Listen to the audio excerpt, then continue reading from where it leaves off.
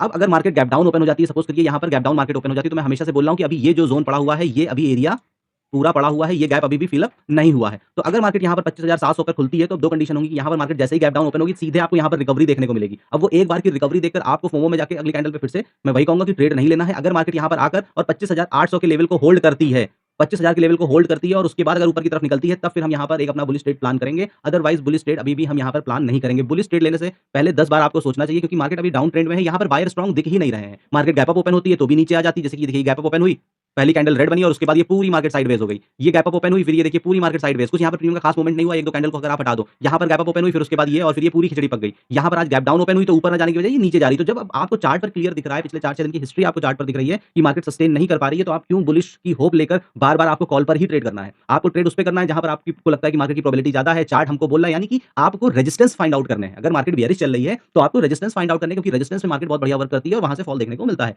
और सेम जब market up trend में चल रही होती है, तो सपोर्ट बहुत स्ट्रांगली वर्क करते हैं। तो अब ये एक लेवल है 25,700 का, अगर मार्केट यहाँ पर थोड़ा बहुत कुछ प्राइस एक्शन बनाकर ऊपर की तरफ जाती है तो ठीक है। अदरवाइज़ अगर यहाँ पर फिर से, क्योंकि आपको मूविंग एवरेज ट्रेंडिंग होता हुआ और दिखेगा, फिर रिजेक्शन लेके अगर वो 700 के नीचे जाएगी, तो हमको ये 650 और 600 के लेवल भी नीचे देखने को मिलेंगे। तो नीचे के 2 ही लेवल हैं, 25,600 और ये 650। अब देखते हैं कि मार्केट कल यहाँ पर कहाँ पर ओपन होती है, क्योंकि अगर हम यहाँ से क्लोजिंग से अगर हम ये 650 का लेवल देखें, 600 का लेवल देखते हैं, तो लमसम लमसम 194 यानी कि 200 पॉइंट तक का मूवमेंट हो गया और मार्केट वैसे भी आजकल बहुत छोटी रेंज यहाँ पर बना रही है।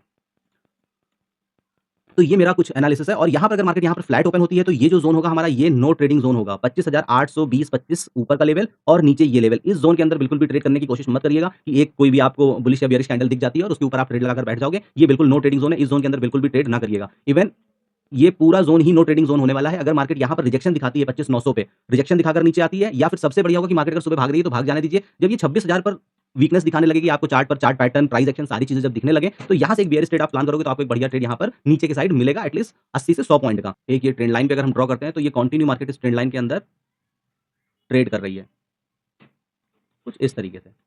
ठीक है? तो इस ट्रेंड लाइन के अंदर ट्रेड कर रही है, तो यानी कि अब अगर इस ट्रेंड लाइन का भी ब्रेकआउट होता है, क्योंकि ये एक चैनल के अंदर चल रही है मार्केट, तो अब ये मूवमेंट कभी आएगा जब 25,900 के ऊपर मार्केट निकलेगी।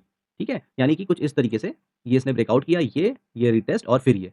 तो यहाँ पर आपका ट्रेड बनेगा, लेकिन उसके लिए उसको पहले इस ज़ोन में कंसोलिडेट करना पड़ेगा, जो कि मैंने आपको थोड़ी देर पहले अभी बताया था। सेम उसी तरीके से अगर ब्रेकडाउन आना होगा इस चैनल को ब्रेक करना होगा, तो मार्केट को पहले इसके नीचे निकलकर 750 और उसके बाद फिर ये 700 का लेवल, क्योंकि ये अभी गैप बाकी पड़ा हुआ है, तो मार्केट फिल अप करने के लिए आ सकती है। अब यहाँ पर आने के बाद फिर मार्केट 700 के लेवल को ब्रेक करके 650 या 600 के लेवल तक भी जा सकती है। तो उम्मीद करता हूँ दोस्तों कि आपको ये एनालिसिस अच्छा लगा होगा। तो ऐसे ही लर्निंग वीडियोज़ देखने के लिए अगर अभी तक चैनल को सब्सक्राइब नहीं किया, सब्सक्राइब करें। फिर मिलेंगे नए वीडियो में नई जानकारी के साथ, तब तक के लिए नमस्कार।